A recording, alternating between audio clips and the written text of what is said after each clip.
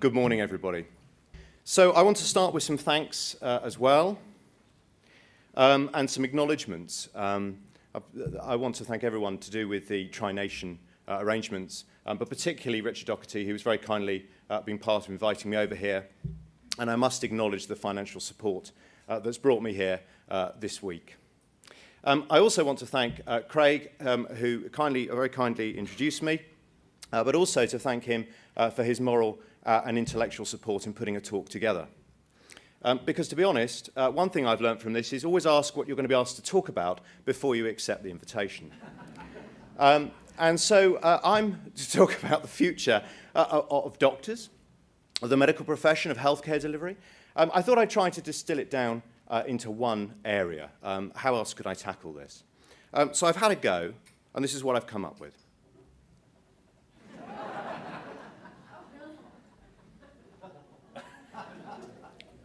And my conclusion is that the next version of CanMeds will be sooner than currently expected, and could be radically quite different. No, I want to have a go with you around a thesis around exploring the impact of big data. I want to talk about the idea of going from a cage to a gaze model of discipline, of control, and talk about a move from a professional to a managerial model.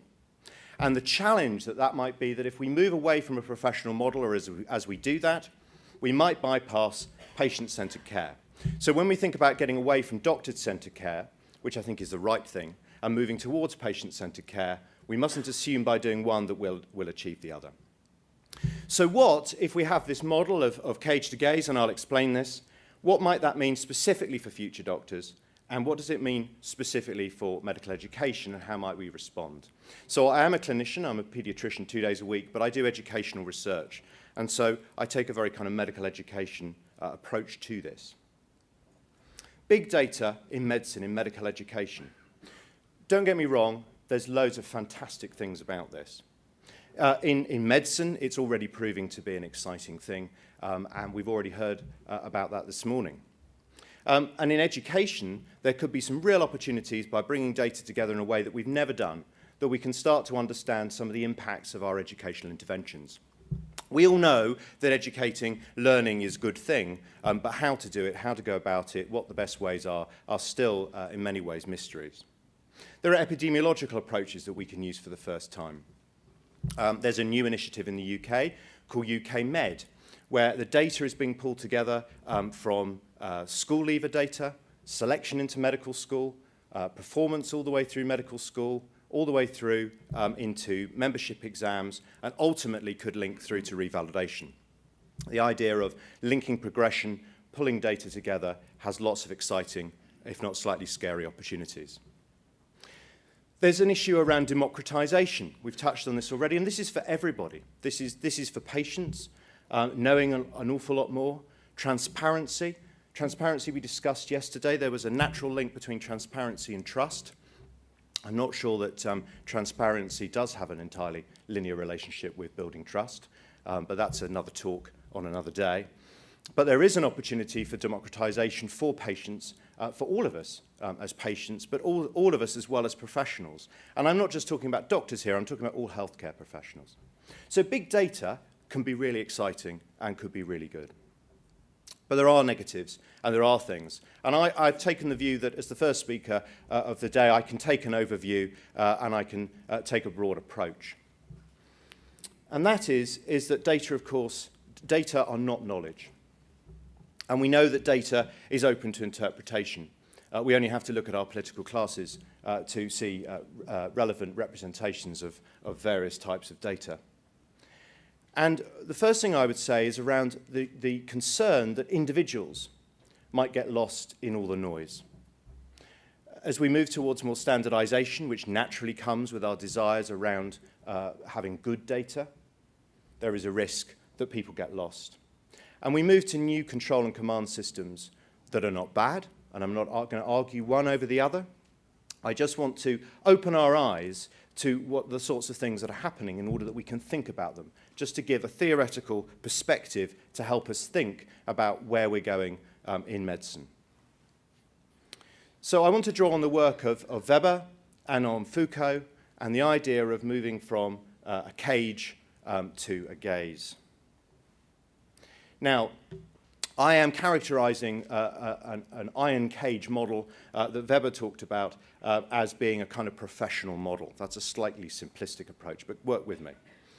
The idea that we as society build cages for ourselves, we often don't see the bars, but the bars are very much there. They're the laws of the land. I'm not an anarchist. Bars are not all bad. But it's around direct supervision. It's around formal rules. It's a rigid structure.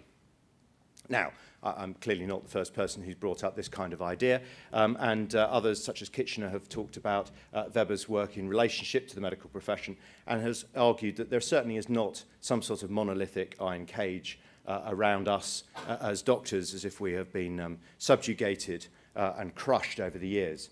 You could hardly say that of our profession. But we have created our iron bars, and I think that's partly the key I want to talk about, is that as a profession, we've been the iron bar builders. We've naturally had ways of directly observing each other, and that's been our training model historically. Apprenticeship, so direct observation. We've created formal training programs. Of course we have. And some purpose of having bars around as a structure around things is not just about keeping people in, but of course it's about keeping people out. And of course the medical profession was created, essentially the Royal College of Physicians was created as an organisation in London by Henry VIII because he saw the advantage to the population of having a recognised profession, and the profession immediately took the opportunity, of course, to keep the charlatans and the butchers out. And long may that continue. And of course, we're at the point of the talk where, of course, as a guest, one starts to insult one's host. I always think that's really important. And Royal Colleges are some of those robust bars. Bars aren't bad, but they are there. But what might be happening as our medical systems, healthcare systems, and our profession develops? We might be moving towards, and I think we are, towards at the moment a mixed model, but a more of a Foucauldian model, where Foucault looked at a panopticon approach to prisons in the early 20th century. So this is a picture of a classic model where you've got all the cells around the outside and the prison guards in a panopticon in the middle. And so day and night, you're observed in your cell. And Foucault argued that through that observation, although it was remote, because it was constant, because it was there, because it's always happening, people change their behavior. You don't need to have a physical carrot or a physical stick to change behaviors. You can do it through this remote observation. And here and then comes my idea around managerial control, that this is where, as we've moved towards a more Foucauldian model, there's been a role of management supported by data. You need data. You need ways of transmitting it quickly and moving it around, so you need IT. And that allows a distant, more observational approach. And it also allows you to write things down, to standardize, to describe more clearly, and so it leads to things like protocols and guidelines. None of this is bad. It's just that it's different. So, what does this mean? Potentially standardized data-driven systems that can be overseen or delivered by anyone. In itself, again, not a bad thing.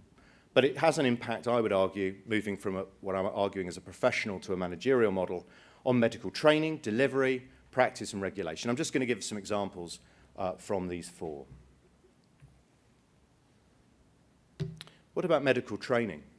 One of the questions that I know was discussed last year and Craig put to me is, who's going to deliver medical education in the future? Who's going to train doctors? And I think we're seeing that change already, certainly in the UK. Lots of medical schools, including my own, are headed by non-clinicians, non-medically trained individuals. A biomedical scientist, in my case. Very good. But it does have an impact, there is no doubt, on our school in terms of focus. There's also the opportunity for others to become teachers, to get involved. A very, very positive development, which includes patients. I mean, patients have always been our main teachers, but there's a greater opportunity for that role to be formalised, to be structured, for people to be involved. And also, again, some democratisation around the healthcare professionals, healthcare team, learning from others, working in teams. All of that becomes more possible as you start to describe and collect data from a distance. And the level of continuing professional development, I'm very aware of how far away I am from home, so I'm going to speak freely about the General Medical Council, even though I know regulators and their friends are here, and indeed half my British colleagues who've put themselves right underneath the lectern. Thanks, guys. Again, this is not a bad thing, but obviously if you're able to move to a distant model, you can have other people involved. And there's no doubt that, for example, in the UK, the General Medical Council is essentially a legalistic organisation. Half the council are lay. It's amazing how many times you have to be under the sword before you're lay enough to be on the council, but lay is the word, not medically trained. And there are actually only two anaesthetists, two doctors, two medically trained people who work in any shape or form regularly with the GMC. They happen both to be anaesthetists. I don't have a problem with that. And one of them is even still practicing. But that is the medical representation within the organisation. And there's lots of strengths, but there's lots of differences around that. Now, some argue that this is all a load of codwallops, and in fact, the medical profession has been adjusting to this for many years and have come up with the idea around a restratification model. And actually, I think a restratification model is happening quite a lot. This is Chamberlain's work and others, around the idea that we as a profession are recognising changing roles, and we're starting to create those new managerial roles for ourselves, thinking about how medics are involved in those roles. But we're definitely, probably, if we're not consciously doing it, we're having to move from creating bars through to recognising that we're looking from a distance and the impact that that has. There's some impacts on medical delivery. There's obviously lots of other issues about why this is a driver, but if you can use data, you can develop protocols and guidelines. And in the UK, we have a new service called 111. So instead of dialing 999 if you think you're going to die, you ring 111 because you want advice and you're worried. And it turns out that you can sometimes get somebody who's clinically trained and you can speak to a nurse, but there have been examples where it is literally somebody following an algorithm, following a protocol on a screen. Generally speaking, I have to say, past models of this, as a paediatrician, we've complained because as soon as you say, how old is the patient, if they're under 18, immediately the algorithm says, call an ambulance. But we complained about that. Sadly, though, the opposite can happen, and people can be wrongly and artificially reassured to disastrous circumstances. So it can change the way in which we deliver services. We can do things, we can think we can do things remotely. We can use data, we think, to do things. There's a big kickback from others, such as Trish Greenhaig, around evidence-based medicine. Something that many of us embrace. It makes sense on paper, but actually in practice has a lot of things that you might want to challenge. One of them, she would argue, is, of course, that the data that's used for evidence, the evidence that's there, has vested interest in it. They might be economic, they might be political. They're not always straightforwardly medical. There's so much of it, it becomes unmanageable. There's guidelines for everything, protocols for everything. You never quite know where you are. Studies are done over here because we want purest data. We want good, pure stuff we can make decisions on. And actually, the relevance of it in real life is minimal. We also end up with inflexible rules and technology-driven protocols and management that drives it all. Now, Foucault was very interested in his panopticon and the regulation of self. And here is perhaps a really good example of 3 documents around how our regulator does things from a distance that might change behaviour. These are 3 documents. The first one is around professional values for medical students. Remember, in the UK, medical students start at 17, 18. Are they professionals? We then have a document around how doctors should behave on social media. Guidance about what you should and shouldn't do. Some of it makes an awful lot of good sense as you're tweeting away. Or checking your emails. The third document is around keeping your personal beliefs out of practice. And the idea of, even if patients bring up aspects of their religious beliefs, for example, they're conversations that you shouldn't be having. So this is a regulation of self from a distance. This is potentially being watched from a panopticon from a distance that ultimately changes and shapes your behavior. In many ways, that's a good thing. I'm not arguing that is bad or good. I just want us to think about it. Revalidation, as Craig mentioned, is something that I continue to do a lot of work on. I'm in the middle of 1 year into 3 years of evaluating medical revalidation in the UK on behalf of the GMC. And this is a very good example, I think, of a change in how we think about things. We used to have a cage model. To continue this analogy, there's always going to be a point where it gets pushed a bit too far. This might be it. Where we used to worry about people who would walk up and rattle the bars. Now we worry a bit more about the people who start to think about it and move towards the edges, you could argue. So there's that proactive rather than reactive regulatory model. Again, it makes a huge amount of sense. Of course, you want to stop things going wrong before they go wrong. You want to help people to remediate, to be the best they can. But there are consequences to that, potentially, that we might want to think about. And so what might these consequences be?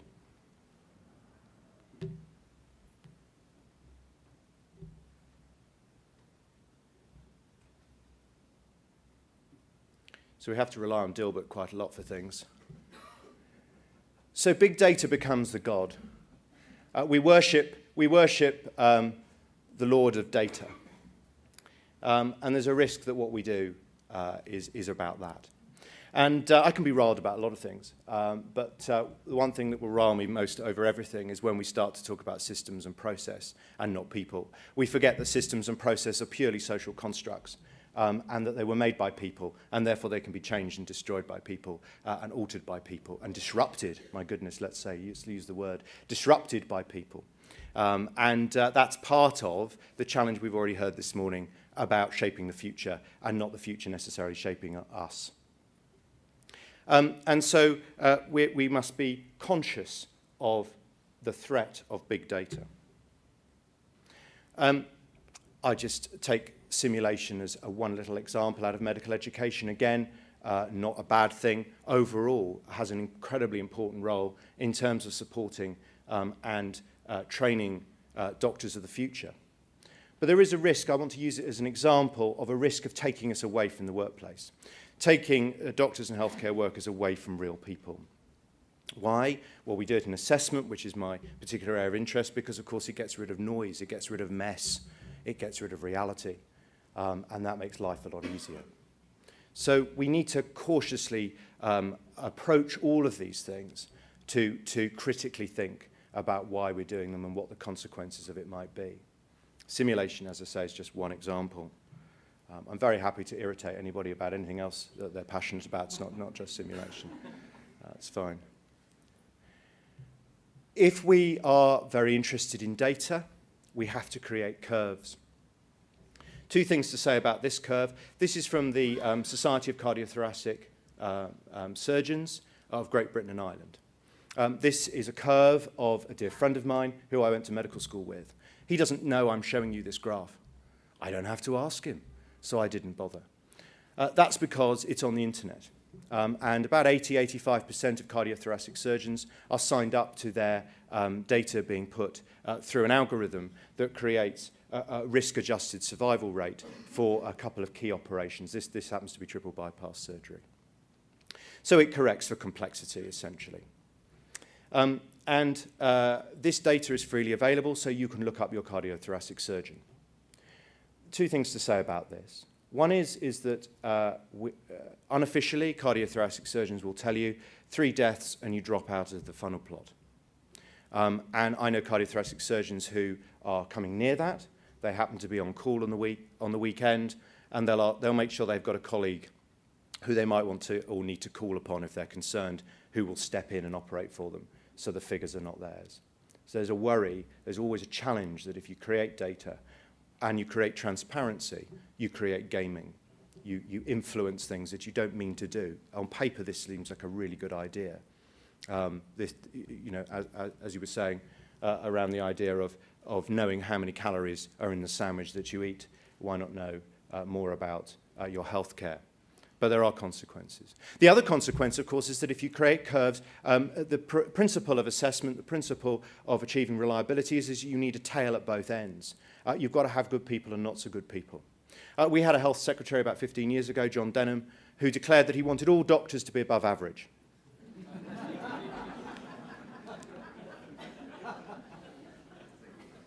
I'll leave it there. One of the other issues is around how it potentially changes and shapes professional identity. I'm not going to try and trivialise or summarise the fact that our junior doctors in the UK are going through a series of strikes. They just completed another 48-hour strike yesterday. It's complicated. There's lots of things going on. But one of the key things that's happened, certainly in the UK system, is a move from feeling, I think, as a junior doctor that you are a professional, valued and respected, through to being an employee. And what I mean by that is it's not a piece of paper. Everyone's an employee. It's not about that. It's about the change in identity and the impact that I think is starting to have, and a large group of doctors not wanting them to end up in a profession that is about clocking on and clocking off and delivering, being good when you're there, but delivering what you deliver. They want to be part of something better. And that's part of what the strike is being driven by. And that's the issue where people potentially become data points. So there's a worry, there's a threat that doctors, indeed all healthcare workers, anyone in any system, but we're talking about medicine, of course, and doctors in healthcare systems can get lost. In modern healthcare systems that are built around monitoring and data, building panopticons, the bars are still there. Moving to proactive regulatory models. Anybody remember the Minority Report, Tom Cruise film? Moving to the idea that on a night shift, tired and frustrated, sister's been winding you up again, and just thinking about the idea of putting a cannula on her chair to see if she even felt it with her ice heart could be enough in the future to get you dragged off the ward. Of course you would never do it. And you've just had a little wry smile that helps you through the next half an hour. Well, no, let's leave it there. So, so there is that idea around monitoring data, potentially people being lost. And of course, if you need things to be standardized for data, you also need kind of obedient, archetypal doctors. Of course we do. So we start to use words like competent and capable. And of course we want doctors to be competent and capable, but we need to think about what that means. And one of the things might be standardized. I've had a classically disruptive, let's use the word again, career. And I think that's increasingly going to be difficult to do. A split clinical research career, it doesn't fit with standardized models, it mucks up the data. And so is there a threat to having less portfolioed careers? It could be a really good challenge, which is the fact, of course, I have two jobs, neither of which I do terribly well. And it might be better for everybody if I did one, or perhaps neither. So what are the solutions? Well, obviously, I'm keeping my academic hat on, so I don't have any, but I'll just share a few slides with you at the end. I'm here to help you to think. Of course, I would argue that it's all about education. Of course I would. However complex the machine is, it's high-quality oil that lubricates that machine, that makes it what it really is, and how good it can possibly be. But I think one of the bits about education is about trying to keep it back to the personal. I think that many of you in this room are involved in incredibly important and high-level roles, but there is a risk, of course, for all of us that we get drawn into thinking around groups, thinking around data sets, and forgetting the personal, the individuals, the stories, which, of course, is what actually medicine is all about. And we have proof of how important all of this is. We have had very significant failings at institutional levels as well as individual levels in the UK, mid-staffs being the main one. And all of these major reports, yes, of course, they come out with lots of recommendations, but the overarching one is a calling for changes in culture in the healthcare workforce, about getting people to work better together, better for patients, working better with patients. It's always about the personal inside the system. We even know for health itself that the interpersonal is the key. There is evidence that patients we get improved diagnostic accuracy. So the idea about patients of the future not accepting our rates of error. We know that if you have a good therapeutic relationship between healthcare worker, doctor, and patient, you have better diagnostic accuracy. You have better psychosocial and measurable patient outcomes for patients, in addition to whatever medical, surgical intervention that you might bring about. And it's good for doctors, heaven forbid us to say that. And who would believe it? If you're happier at work, you're better. You tend to be better at what you do. And so we get less malpractice claims if doctors are happier. And they're happier if they are better connected with their patients. So I'll end by saying that we must think big. It's not about not thinking big. It's not about not being disruptive. It's certainly about shaping the future and taking the future on. But it's not just about big data.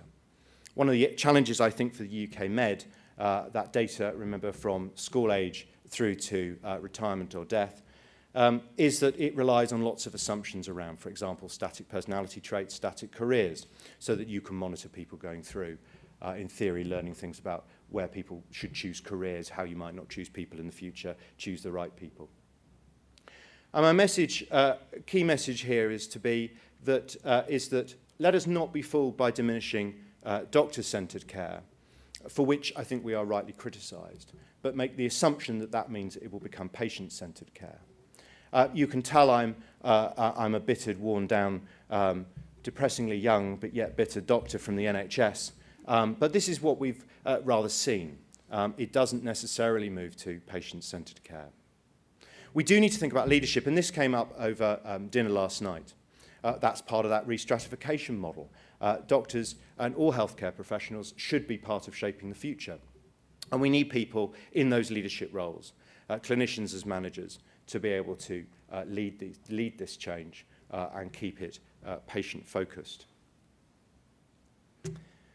There's some really big issues, I think, for me. I particularly worry about our medical students, partly because they're so young. I think there is a case for postgraduate medical education, although that is not straightforward. I know it's a mixed model here in Australia, as it is back in the UK.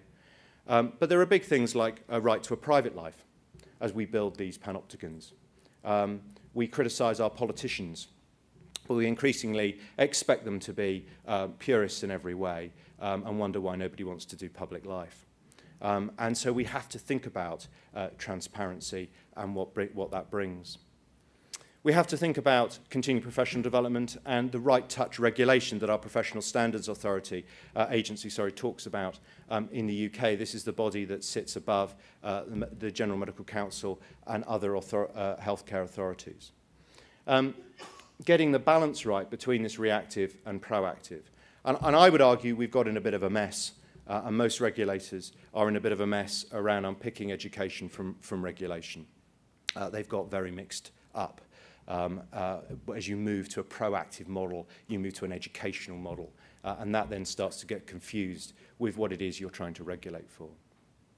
And I'm going to end on what's potentially slightly twee, but is genuinely heartfelt, which is the idea around patients working, the profession working with patients in an ultimately collaborative activity.